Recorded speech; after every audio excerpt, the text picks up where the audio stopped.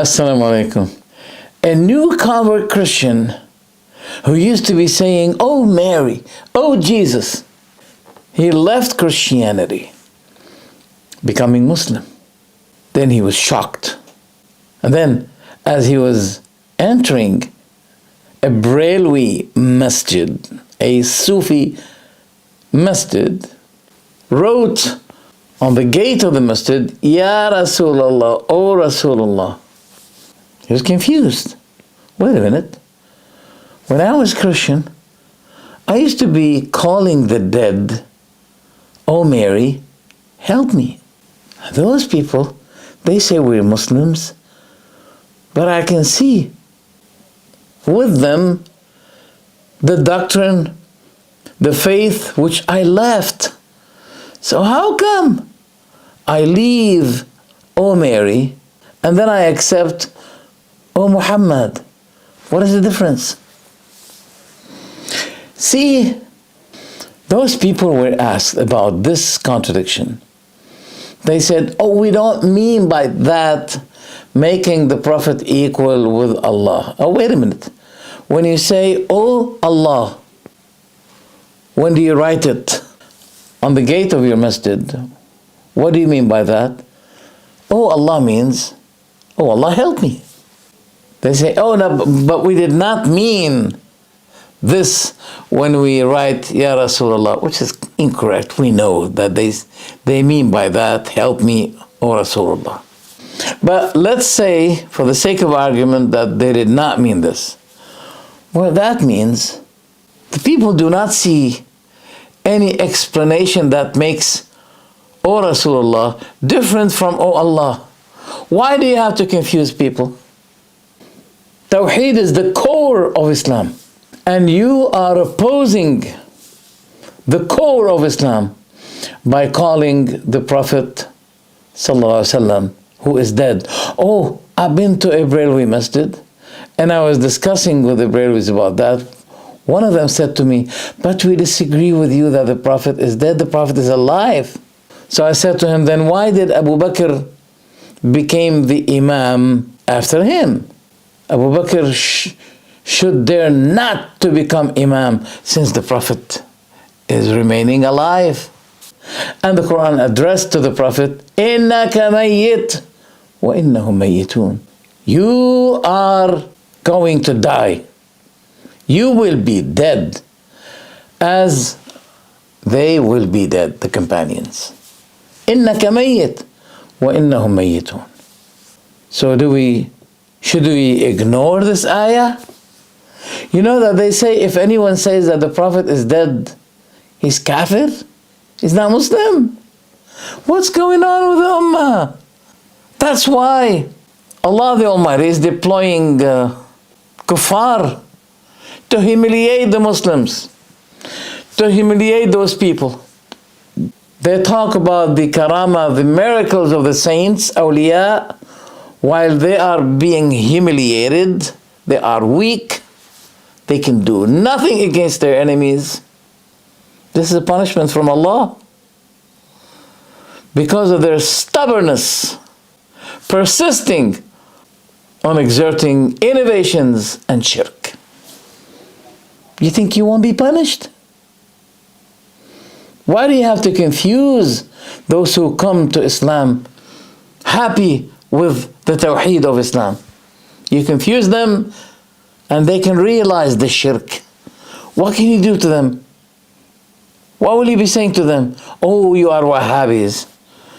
They were Christians and they converted to Islam. No, you were Christian Wahhabis. That's what I'm expecting them to say. You are Christian Wahhabis. This is our problem with those masajid of the Brelvis. They have to maintain their ideology that the Prophet is alive, not dead, in order to ask him. Otherwise, people will be asking them, "How do you call someone who is dead?" So they would reply, "No, he's not dead. In this life, he is dead. That's why Abu Bakr became the Khalifa after him. And when Abu Bakr died, Umar became the Khalifa. So don't deny that the Prophet in this life is dead, in his grave he is alive, but that's another phase called Al-Barzakh. It's another system.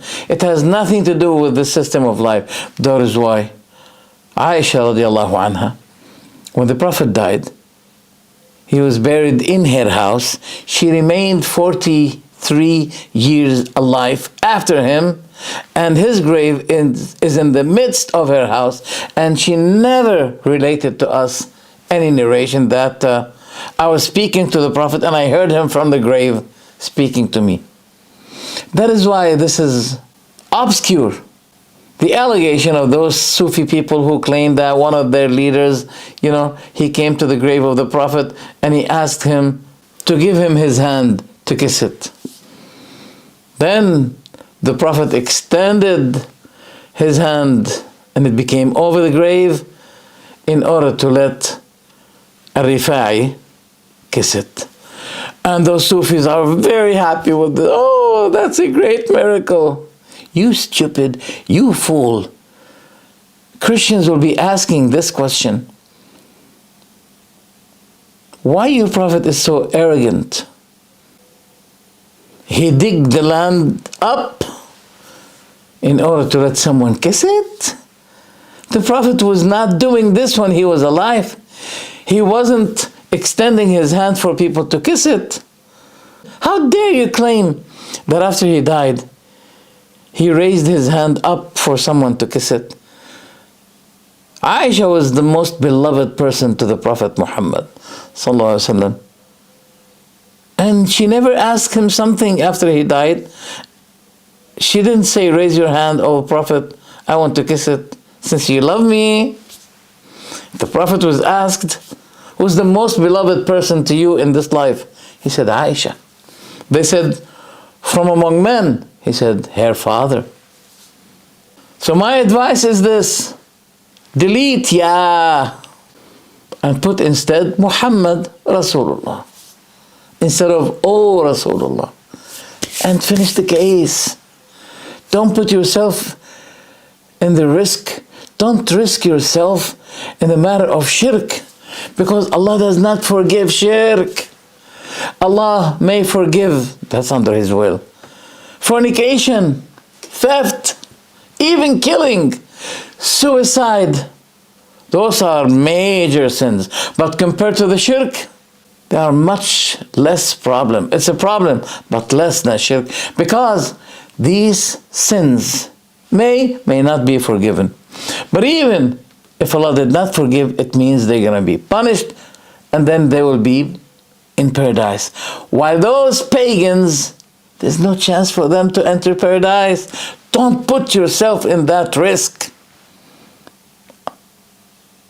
This is my request to all the masjids of the Brelvis. Delete Ya, O Muhammad, Ya Rasulullah, and put instead Muhammad Rasulullah. And that will be bringing the Ummah closer, that the Ummah will be united. Never think that the Ummah will get united if there's disagreement about doctrine. The whole nation was as one Ummah before the prophets descended. Then by the coming of the prophets, this Ummah divided. Do we say the prophets are the cause of the division? Their mission, yes. But are they the cause? No. Because the people after the prophets, they divided into those who follow Huda, guidance, and there are others who followed Hawa, desire. You can't ask the two, those who follow Huda and those who follow Hawa, to be united. What is the value of this unity? We should be uniting the people on the truth, not uniting the people on the account of the truth.